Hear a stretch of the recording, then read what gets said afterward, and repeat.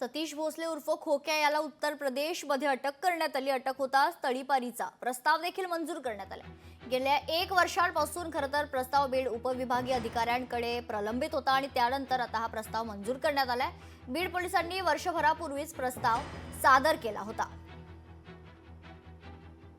आज सतीश भोसले याला उत्तर प्रदेशमधील प्रयागराजमधून अटक करण्यात आलेली आहे आणि गेल्या वर्षभरापासून बीड पोलिसांचा प्रस्ताव जो आहे तो प्रलंबित होता आणि त्यानंतर आज त्याचा तडीपारीचा प्रस्ताव खरं तर मंजूर करण्यात आलाय। या संदर्भात अधिक माहिती जाणून घेऊयात। आमचे प्रतिनिधी हरिदास तावरे आपल्यासोबत जोडले गेलेले आहेत। हरिदास, एक महत्त्वाची बातमी खरं म्हणजे सतीश भोसले याला अटक कधी होणार हा प्रश्न गेल्या कित्येक दिवसांपासून विचारण्यात येत होता। आज त्याला अटक झाली आणि जो महत्त्वाचा प्रस्ताव आहे तो म्हणजे तडीपारीचा, तो देखील मंजूर झालेला आहे। हरिदास, नक्कीच आपण या ठिकाणी पाहिलं तर सतीश भोसले गेल्या 6 ते 7 दिवसापासून पोलिसाला गुंगारा देत होता।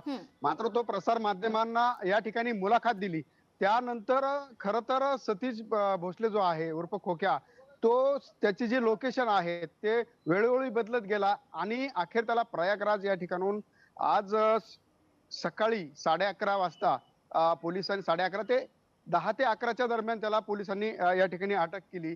त्याला बेड्या ठोकल्या गेल्या आणि विशेष सांगायचं झालं तर गेल्या 1 वर्षापासून सतीश भोसलेवर जो तडीपारीचा जो प्रस्ताव होता तो गेल्या 1 वर्षापासून दाखल होता। मात्र विभागीय पोलिसांनी याची कारवाई नेमकी का केली नाही।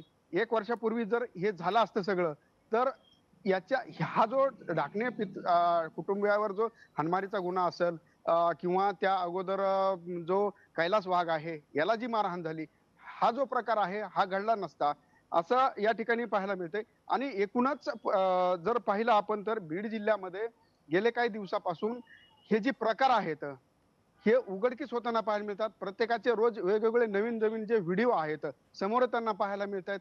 त्यामुळे बीड जिल्ह्यात नेमकं चाललंय काय असाच प्रश्न या निमित्तानं आता उपस्थित होतोय।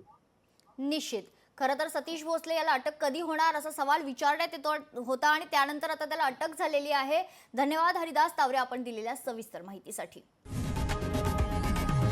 लोकशाही मराठी ऐका, पहा, जागरूक रहा।